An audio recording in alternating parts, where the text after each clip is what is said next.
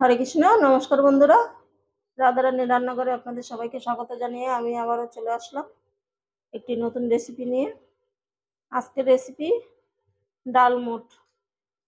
দোকানে যে ডালমুটটা পাওয়া যায় সেই ডালমুটটা আজকে আমি করব। এখানে আমি 500 গ্রাম ছোলার ডাল ভিজিয়েছিলাম 10 ঘন্টা আগে।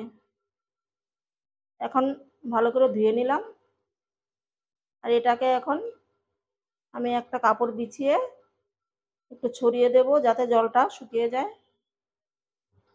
আমি একটা পরিষ্কার তোয়ালে পেতে নিয়েছি, এখন এর মধ্যে ডালটা বিছিয়ে দেব।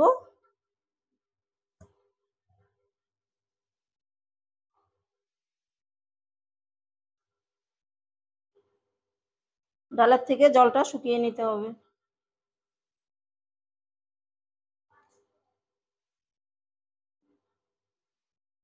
আর এখন গরমের দিন, পাখা চলছে, খুব তাড়াতাড়ি শুকিয়ে যাবে।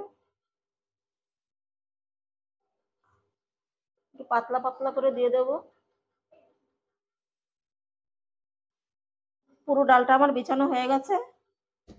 আমি 30 মিনিটের মতন এই পাখার তলায় রেখে দেব। আমি 30 মিনিট পাখার তলায় রেখে দিয়েছিলাম, জলটা শুকিয়ে গেছে। এই দেখুন, আর জল নেই, হাতে লাগছে না।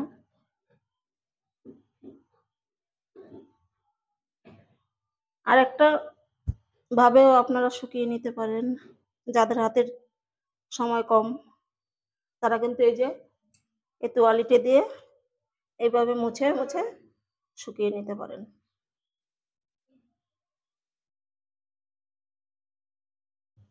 এইভাবে করলেও হবে।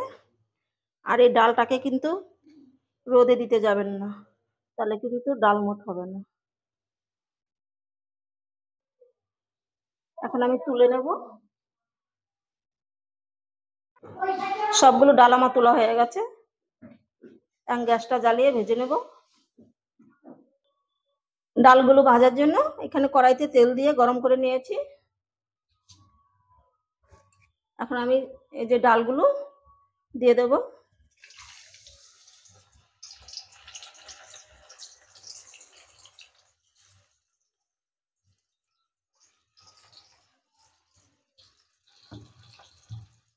এই ডালগুলো নাড়ার কোনো দরকার নেই। যখন নাকি একটু হয়ে যাবে দেখবেন নিজের থেকেই আপনি আপনি ভেসে উঠবে। আমি এখন নাড়বো না।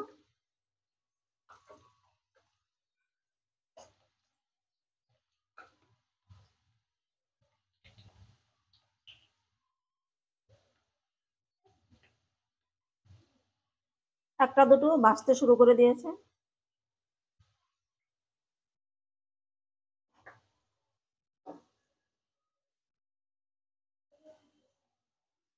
একটু সরিয়ে দিলাম।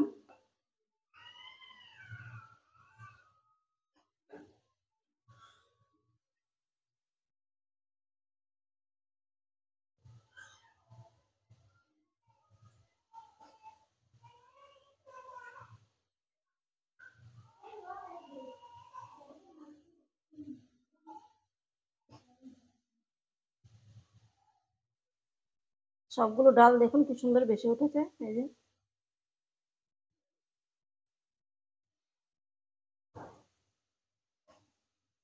এবার একটু নেড়ে দেব।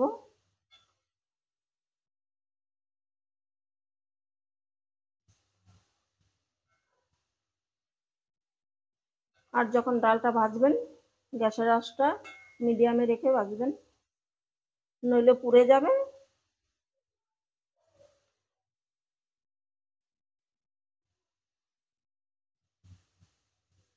আমি হালকা কালার করে একটু ভেজে নিচ্ছি। এই যে আমি এরকম কালার রেখেছি, আপনারা আপনাদের পছন্দ মতন কালার করে নেবেন। আর একটু ভাজলে আর একটু কালার হবে, কিন্তু আমি আর ভাজবো না, তুলে নিচ্ছি।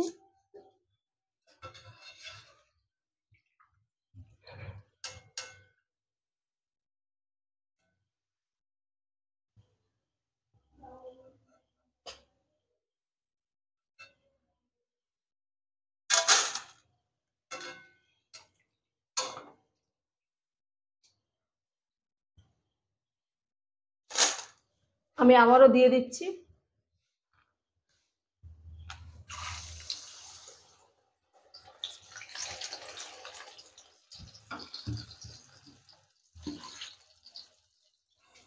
এই ডালগুলো আমার ভাজা হয়ে গেল, এখন আমি তুলে নেব।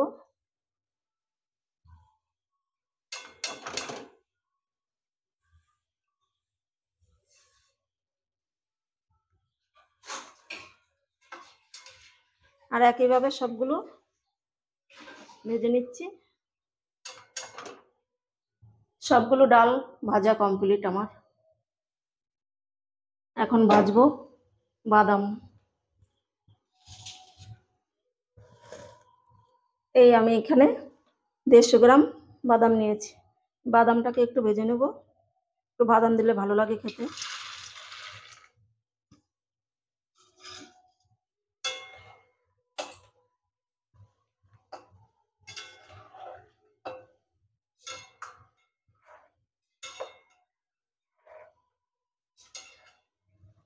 বাদামটা ভাজা হয়ে গেল।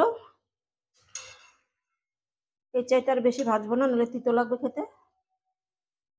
তুলে নিচ্ছি। ডালের উপরেই নিয়ে নিলাম।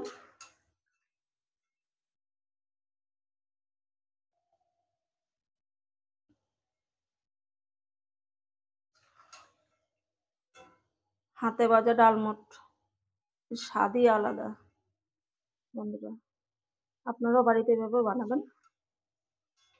বাদামটা তোলা হয়ে গেল। আর এখানে কটা আমি কারি পাতা নিয়েছি, ধুয়ে একদম শুকিয়ে নিয়েছি। এই কারি পাতাগুলো এখন দিয়ে দেব।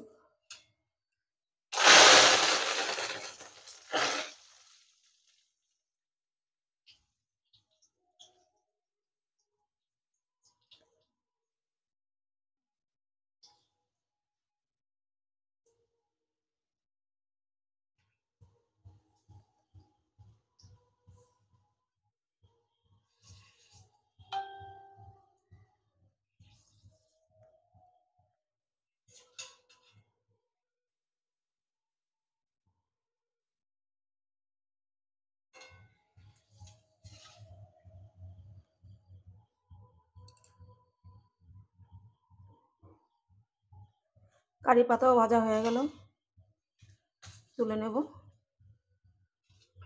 গ্যাসটা অফ করে দিচ্ছি।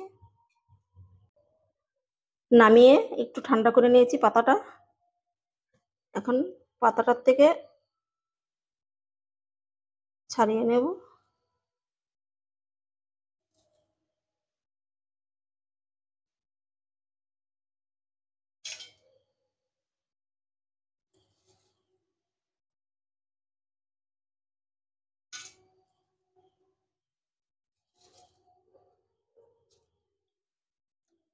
ছাড়ানো হয়ে গেল।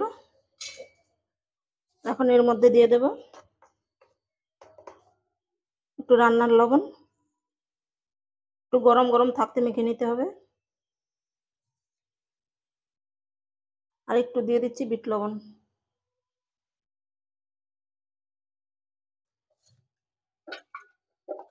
আর একটু দিয়ে দেব মশলা, চাট মশলা ঘরেই করা।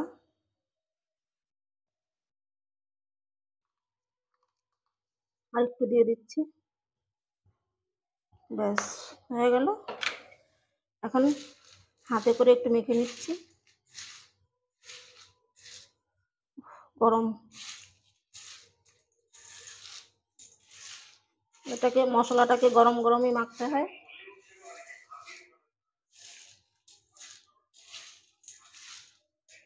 গরম গরম মাখলে তাহলে ডালের গায়ে, বাদামের গায়ে খুব সুন্দর করে লাগবে।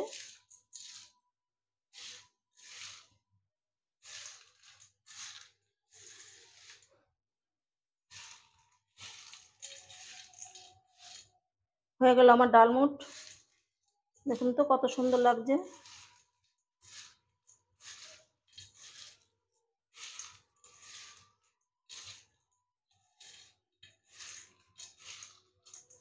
মশলাটাও কত সুন্দর সবকিছুর গায়ে লেগে গেছে। আমার এই ডালমুটের রেসিপিটা আপনাদের কেমন লাগলো কমেন্ট করে জানাবেন। ভালো লাগলে রাধারানী চ্যানেলটিকে সাবস্ক্রাইব করে পাশে থাকবেন। দেখা হবে অন্য কোনো নতুন ভিডিওতে।